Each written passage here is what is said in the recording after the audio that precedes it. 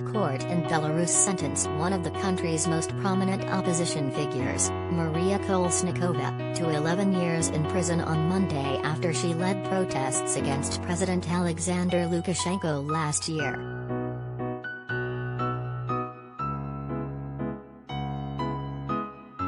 She is the only major leader of last year's mass protests still in Belarus and has been in custody for a year after resisting deportation by ripping up her passport.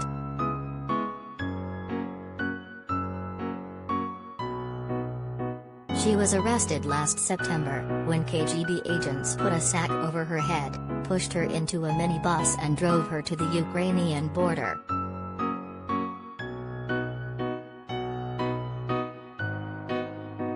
She resisted the attempt to throw her out of the country by diving out of the moving car.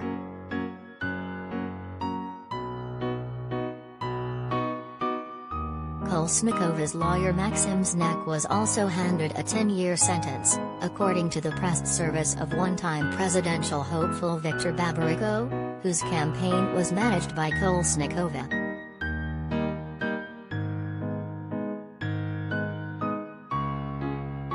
Lukashenko, in power since 1994, has been cracking down on opponents since the protests which erupted when he claimed victory in a disputed August election.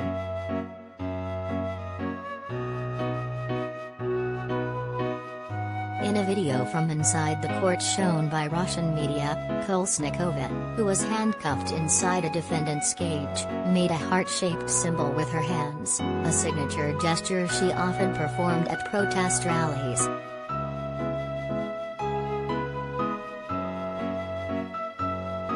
She was smiling and wearing her signature dark red lipstick.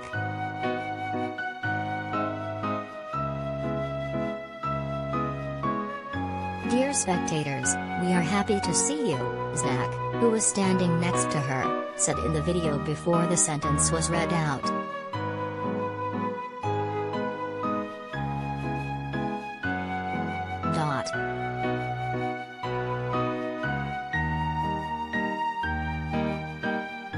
Kolesnikova was part of a female trio of protest leaders along with Svetlana Tikhanovskaya and Veronika Tsepkalo, both of whom fled the country.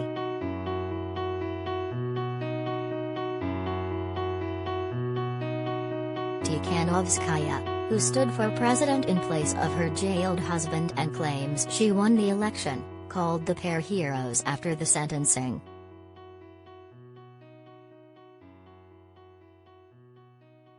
"The regime wants us to see them crushed and exhausted. But look, they are smiling and dancing," Tikhanovskaya, who is now based in Lithuania, said on Twitter.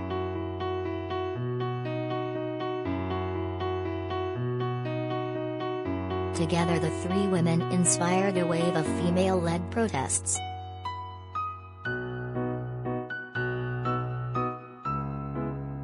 Kolesnikova and Znak, 40, had worked for Babariko, considered one of Lukashenko's strongest opponents, who in July was jailed for 14 years on fraud charges.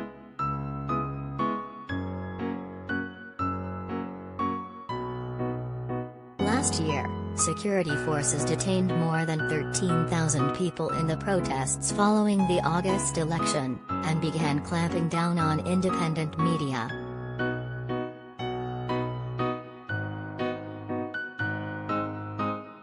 Anzela Krasovskaya, a Belarusian woman from Minsk who took part in last year's protests, said, "There's no way back for us. If they start shooting, then there would be even more people in the streets."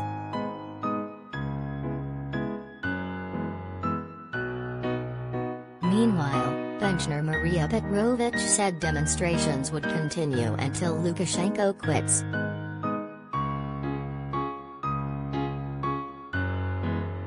She added, "The level of violence perpetrated by the authorities is unprecedented."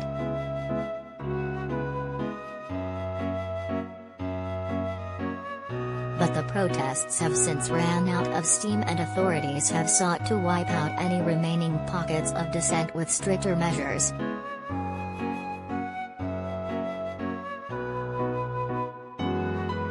Lukashenko meanwhile has shown no signs of stepping down and maintains the backing of key ally and creditor Russia, despite Western countries piling sanctions on the regime over the treatment of opposition activists at home and abroad.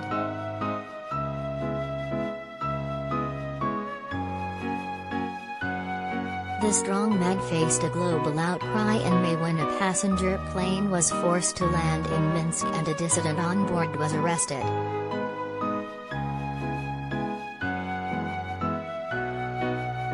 Belarus was back in the international spotlight in August after an athlete said her team tried to force her to leave the Tokyo Olympics, and an exiled opposition activist was found hanged in a park in Ukraine.